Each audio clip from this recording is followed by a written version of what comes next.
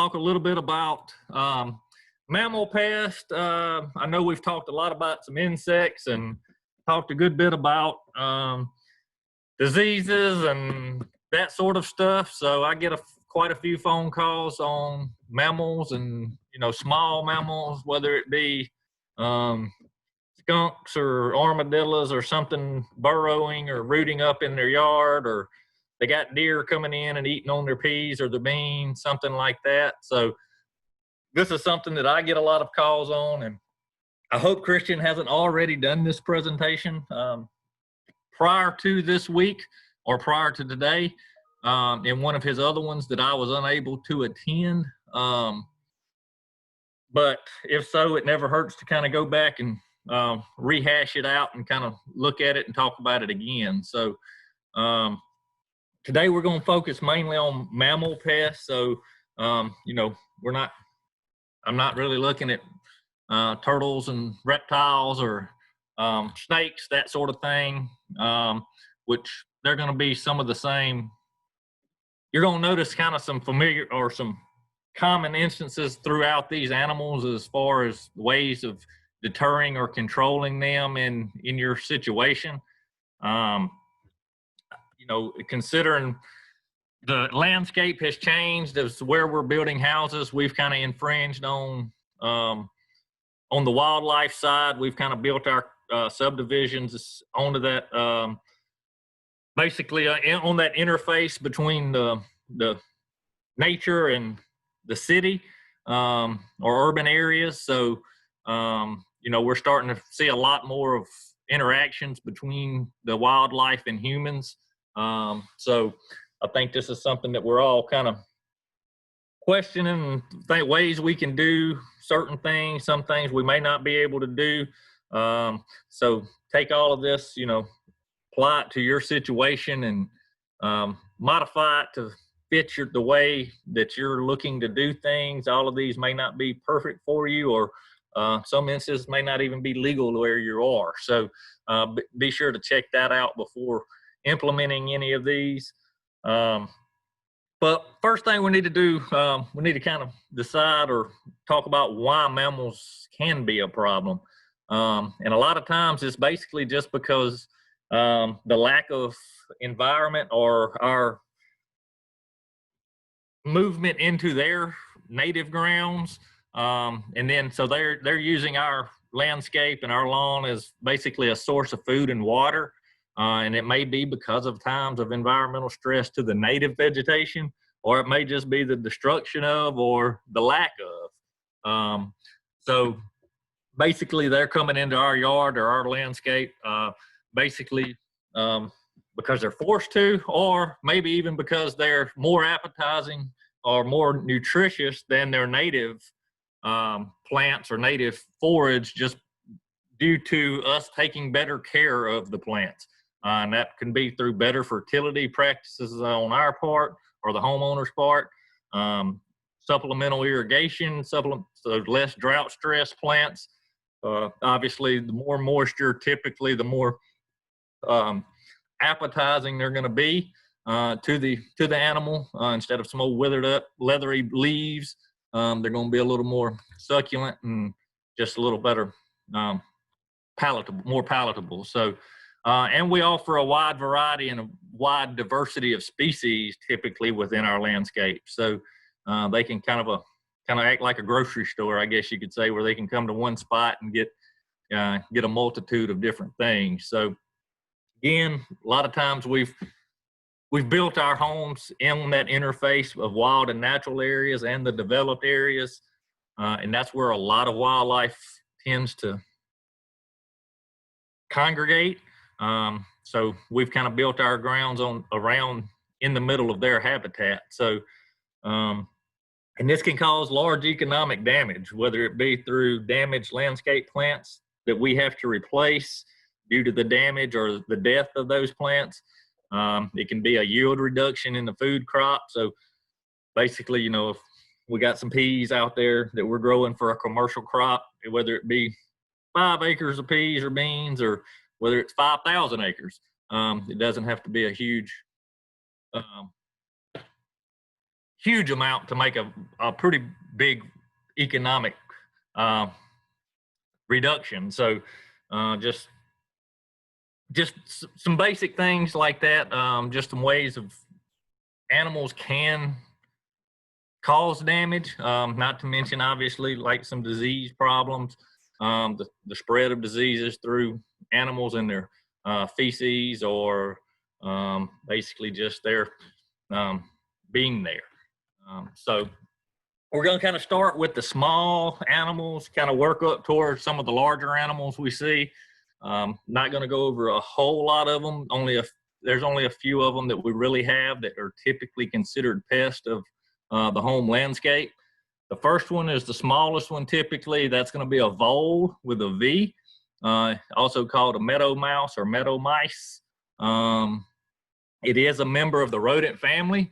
You can see here in that picture on the top right, basically it's got just a little stubby little tail. It's got kind of small beady eyes, real small ears at the very base of its head towards its neck, and kind of looks like a mouse with its tail that's been kind of shortened or chopped off. So basically these things, they feed on plants and the cambium layer bark, the layer underneath the bark, leaves, those sorts of things. So they kind of like the living portions of trees. But basically, they make runways or pass through the turf canopy and through the flower bed mulch. So unlike moles, which we'll look at here in a second, which actually make pass underneath the soil, these typically run within the canopy itself. You can kind of see there on the bottom right where kind of looks like lightning may have struck the ground, and that's kind of a very pronounced and kind of that's at the extreme of the end of what you'll see. You won't necessarily see that blatant amount of damage, but it is possible given circumstances and a high population of these voles. So basically they like to girdle thin bark trees and shrubs. They feed in the flower beds and live in the mulch. So we need to check on these. Typically early fall through winter is really kind of when we like to monitor, and that's when we kind of see a higher population. So you'll see these runways or these little galleries going through your yard.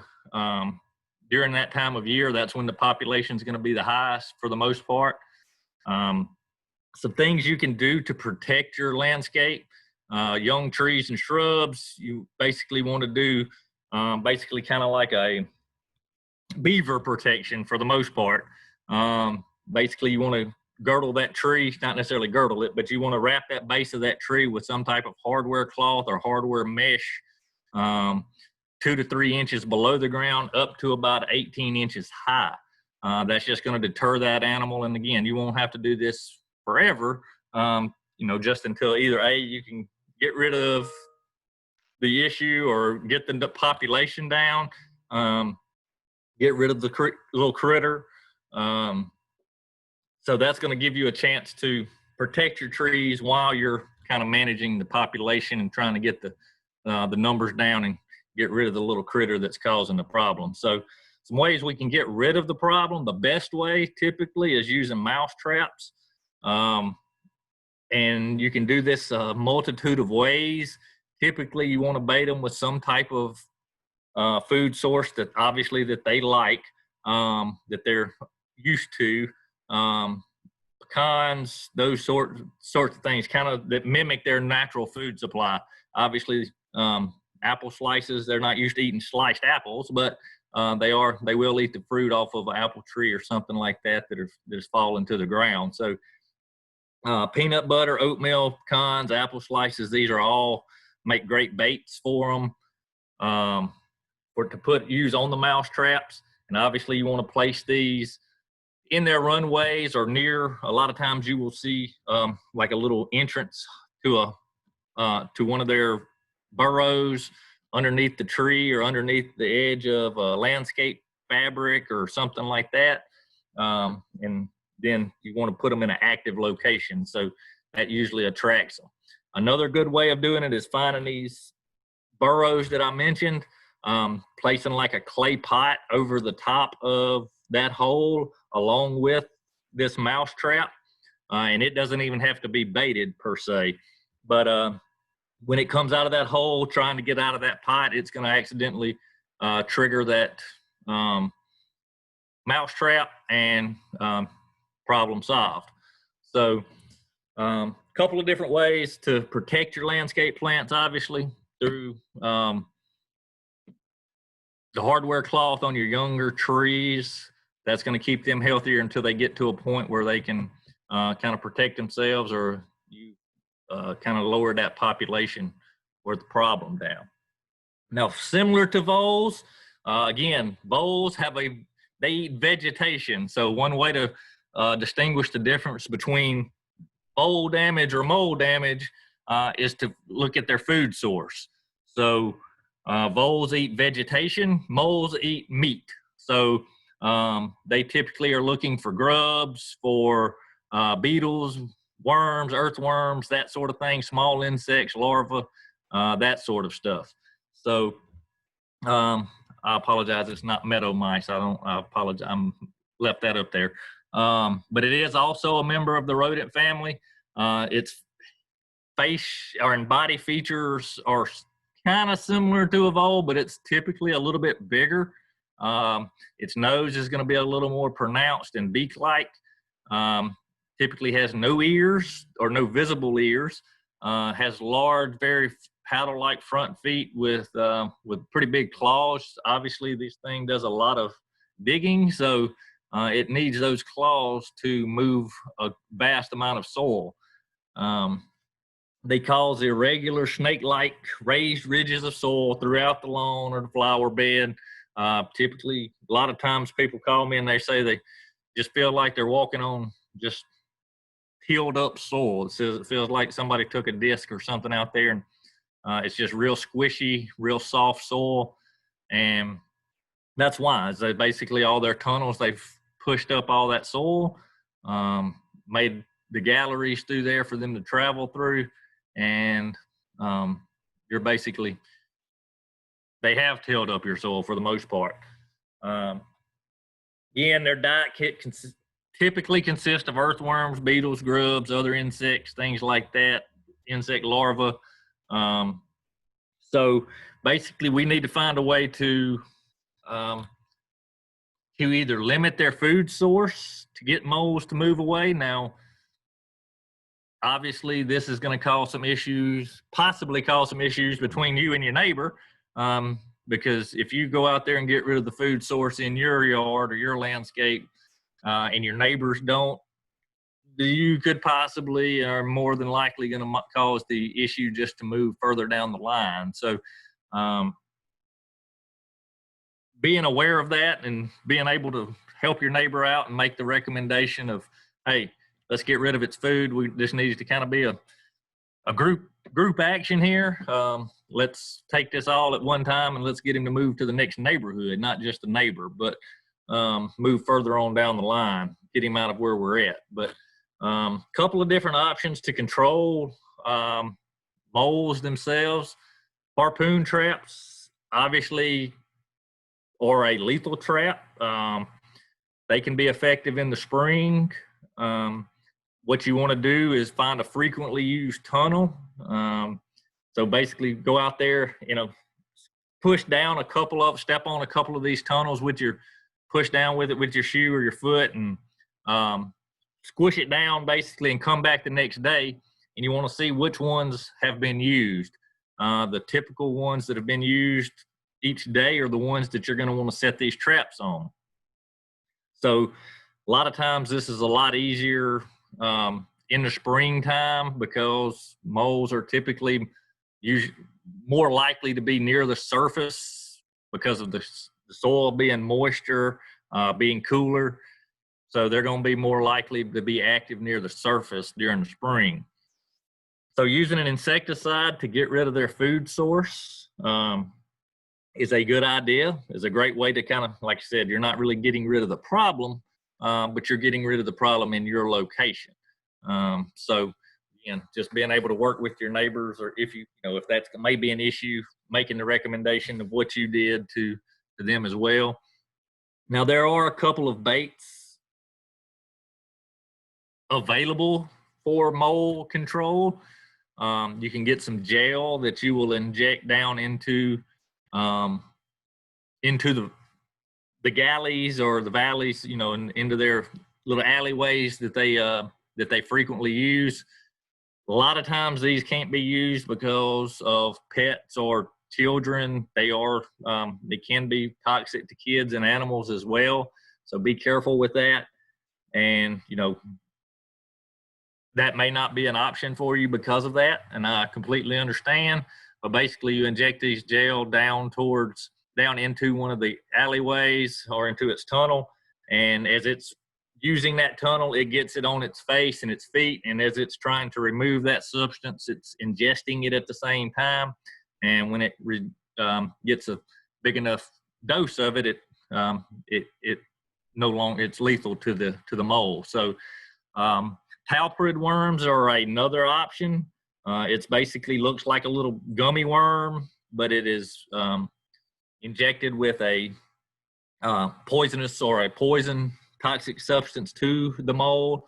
Again, this may not be an option for you due to kids or young kids or animals finding the bait. So just be aware of those common problems with those.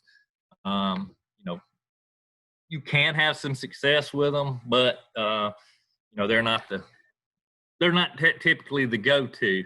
You're going to have limited success, I guess I should say, instead of success, but limited success. So again, you want to make sure you install either the talprid worms or the male gel bait. Put those in heavily used tunnels, not just an offshoot that they'll never find, or that they rarely use. The next one we're going to look at is rabbits. This one is very, very common, especially in Mississippi. I used to love going rabbit hunting with my dad, my brothers. So this one is not typically a problem for me, but damage is pretty widespread, especially on young plants, especially in these neighborhoods that like to have native areas or parks nearby.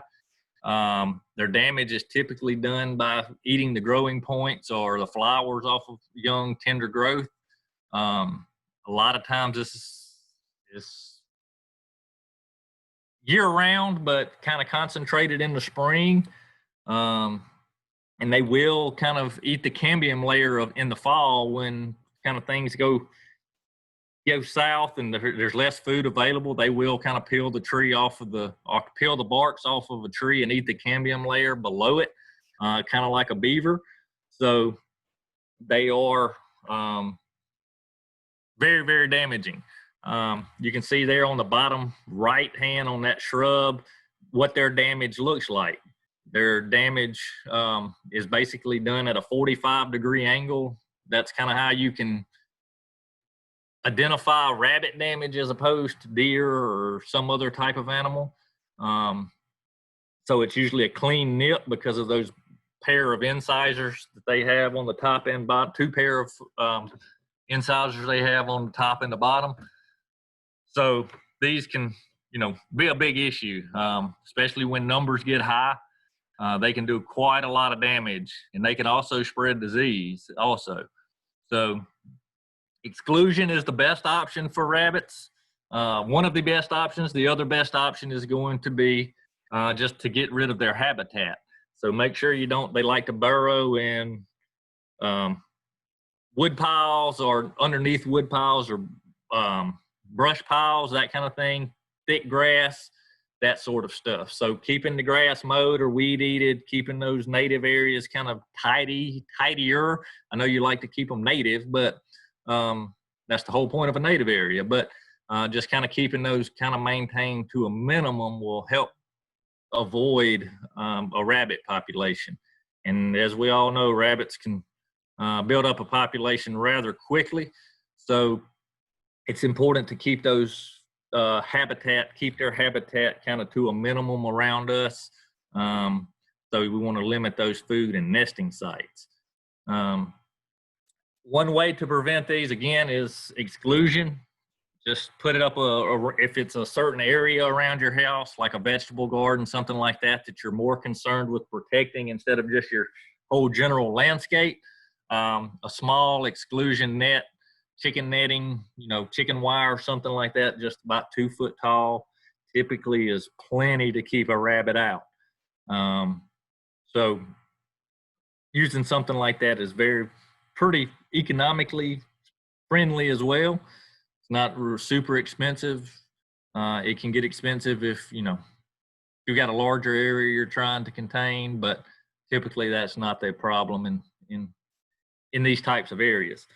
Another way to get rid of these, or not to get rid of them, but to limit the damage in your landscape, is to plant some aromatic plants or plants with thorns and dense hairy stems. They basically are turned away by that. They're not, they're very palatable or appetizing to the rabbit itself.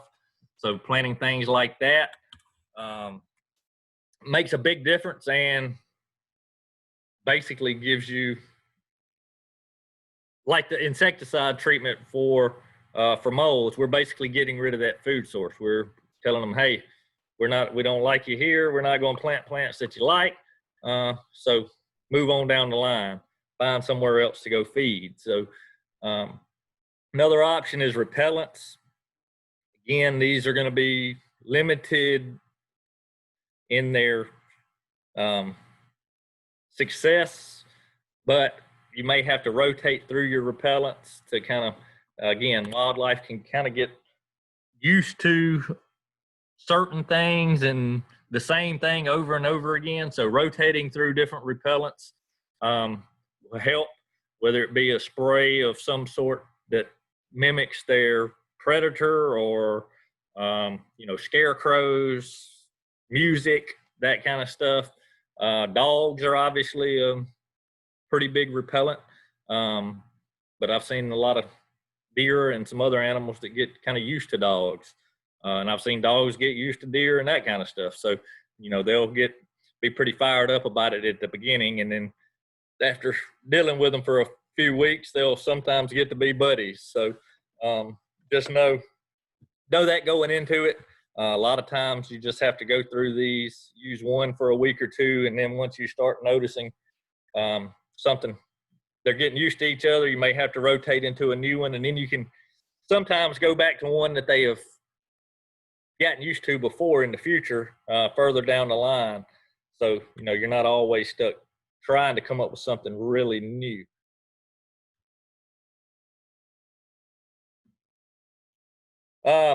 Moving on up the line are a little bit bigger ones, a little bit bigger mammals we're going to look at.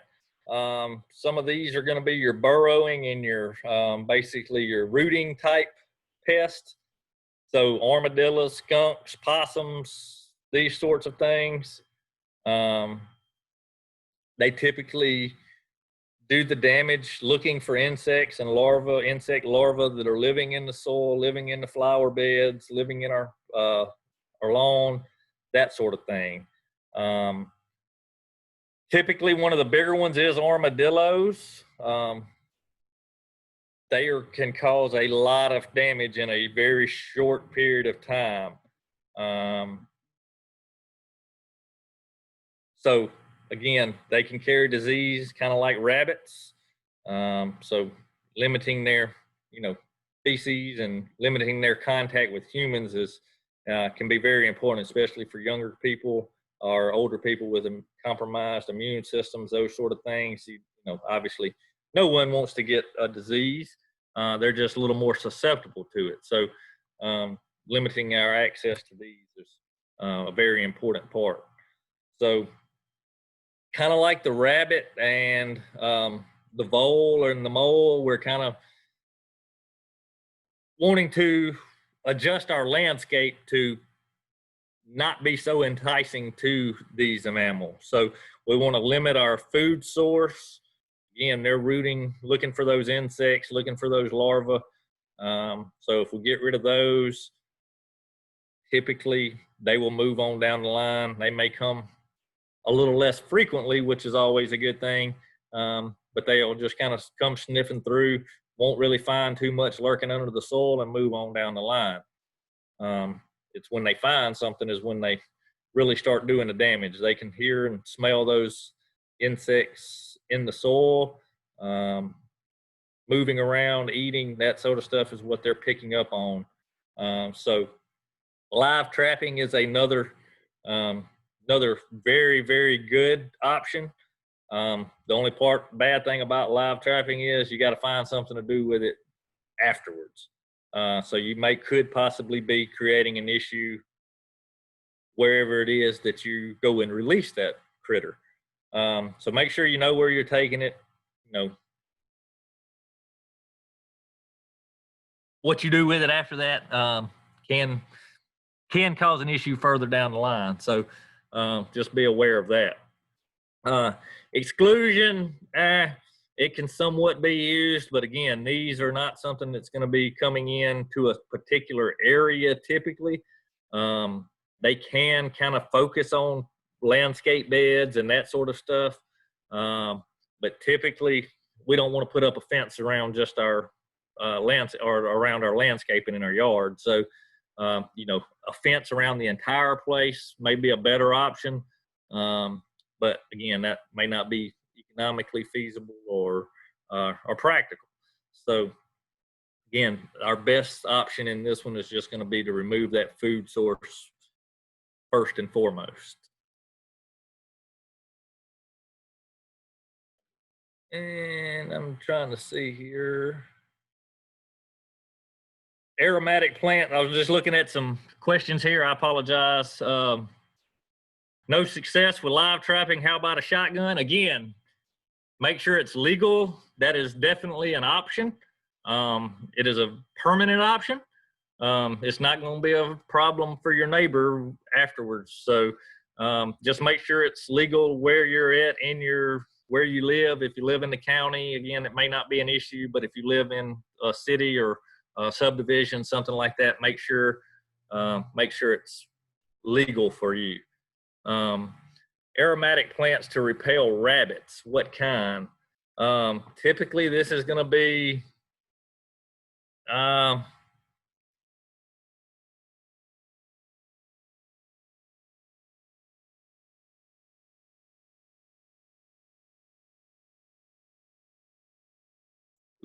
sorry. You're gonna have like lavender, your your mints or your herbs, kind of your stronger herbs, your sages. You know, that's gonna be kind of deals, that sort of stuff. Obviously, your herbs are gonna be a little more aromatic. Christian may have some more ideas as far as aromatic plants. Typically azaleas, these sorts of things are the hairier and the tougher leaves, and the less palatable leaves are, you know, they don't necessarily have to be aromatic, but a lot of those kind of plants, spirea, butterfly bush, some things like that are going to be a little more aromatic and a little less palatable and a little bit less enticing to the rabbits. So there you go. Christian, basil, mint, oregano, tarragon. Again, a lot of your herbs are going to be your more aromatics.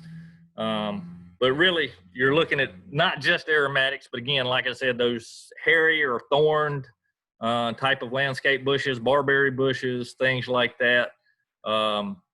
You know, I know a lot of us don't like to work with barberry bushes and things like that have thorns on them either. So if we don't like them, typically they don't like them either. So that's just one way to look at it. If we don't want to go in there to work on them, you're not going to have an issue with some of your wildlife trying to get into them also. So sorry about that. I just wanted to make sure I've been kind of neglecting the chat section there and not answering questions. I knew I probably had a couple. So kind of move to the bigger one here. This is one of the, this is probably the one that I get the most calls on.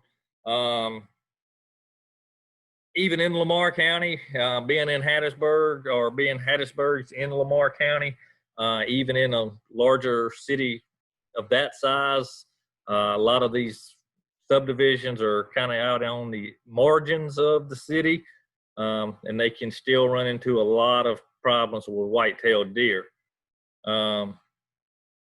Typically, this damage is going to look similar to rabbit damage, or be similar to rabbit damage and look similar as well to an extent. It's not going to be quite as clean cut and not have that 45-degree angle. It's going to be more of a nip on the bud or on the stem of the plant. Sorry, I just had another question pop up. Should the trap be baited with what?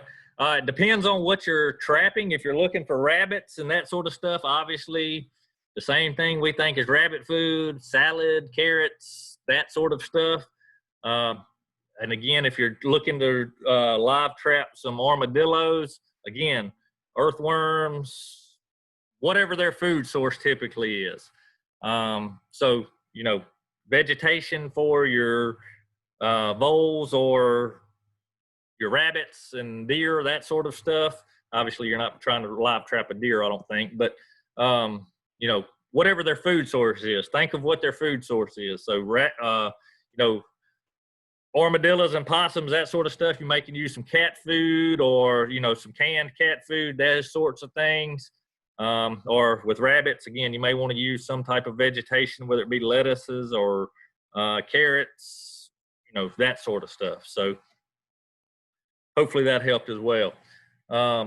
But back to the white-tailed deer, typically a lot of their damage is going to be a little bit obviously taller up than a rabbit's going to be.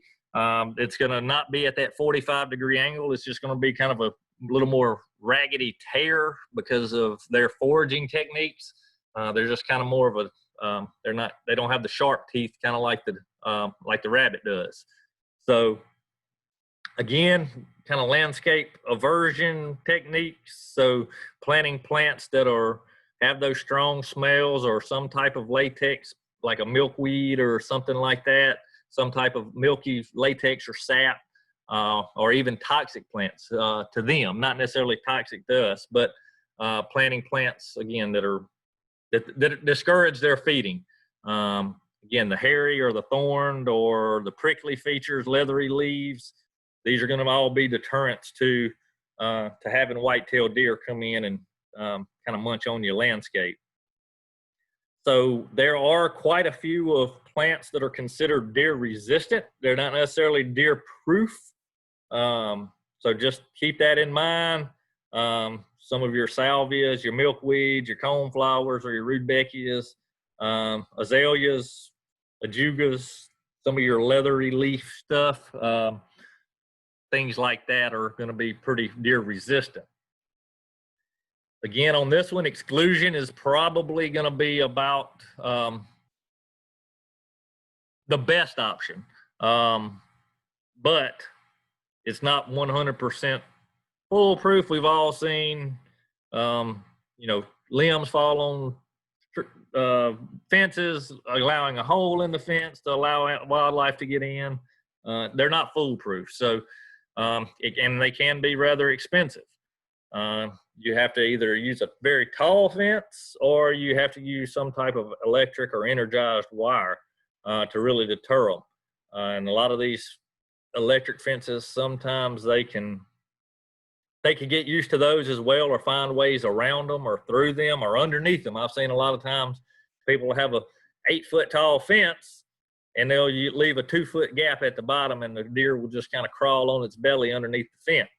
If they got something in there that they really want, they'll find a way to get in there. They're very persistent critters, so just be aware of that.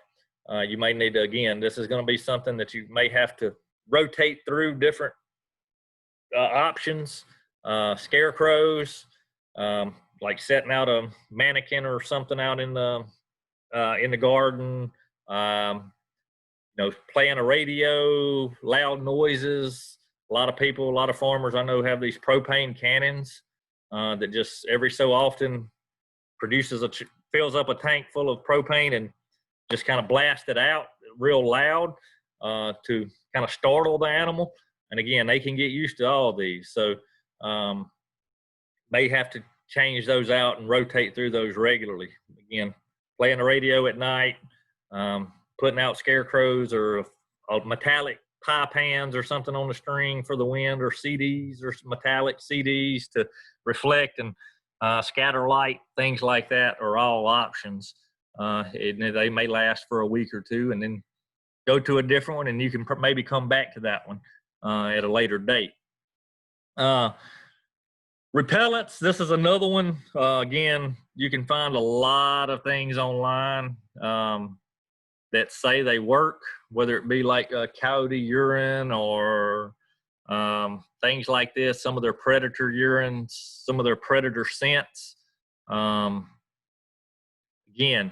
marginally successful. They're not dumb animals.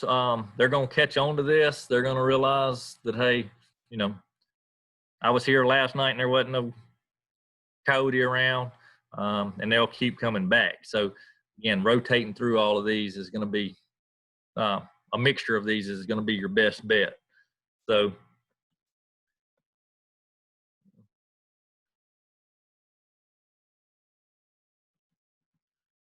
some of the resources that I used for this presentation that I encourage you to go look through on our extension webpage, Discouraging Deer in the Garden and Vertebrate Pest Control in the Home Garden.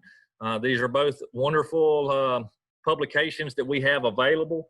The Discouraging Deer obviously is just one species specific. The Vertebrate Press has quite a large variety of species that they go over. Some that I really didn't hit on too much here. Again, like birds and some other things that kind of a little more wider variety than what I talked about today. But these are the ones that I get the calls on the most, or the ones that I see most of when I go to a landscape trying to figure out what it is that's causing the problems. It's typically one of the ones we've talked about or I've mentioned here today. So again, my pleasure to be here with y'all today. If you have any questions, you see my contact info here, how to reach me either through social media or through the phone or by email. I'll be happy to email this presentation out to anyone. Raccoons, that's gonna kind of fall in that same category as your small rodents. I'm not sure why I didn't put raccoons up there with the skunks and the armadillos and possums. Basically, they're going to be doing the same thing. They're going to be kind of looking in the ground, kind of digging and rooting in the ground, trying to find insects and grubs and worms and those sorts of things. They're opportunistic feeders, so raccoons will feed basically on anything that they can find, whether it be fish or cat food, dog food left out in the bowls or up on the patio or out in the yard or anything like that. So just trying to figure out a way to get rid of their food source and exclusion. A lot of times I see raccoons, they've burrowed in and they've found a nest either underneath like a conventional foundation of a house. So making sure your foundation of your house is sealed up good. There's no gaps to where they can get in there and stay cool underneath your house and have a safe spot underneath there that they feel comfortable and are protected. So just limiting that food source and exclusion are going to be your two main things with raccoons in general. They're not going to be like deer or anything like that where, and raccoons, they will definitely climb. So a fence does absolutely no good with a raccoon. Also eat from bird feeders. Exactly. They're opportunistic. You give them a chance to find something to eat. So even bird feeders where you have squirrels come in and feed on them and spill out all the bird feed. That bird feed that is bird seed or bird feed that has spilled to the ground is going to be attracted, or the raccoons are going to be attracted to that. So they're, sanitation and exclusion are going to be your big things with raccoons. Raccoons love peaches. I don't blame them. I love peaches myself. So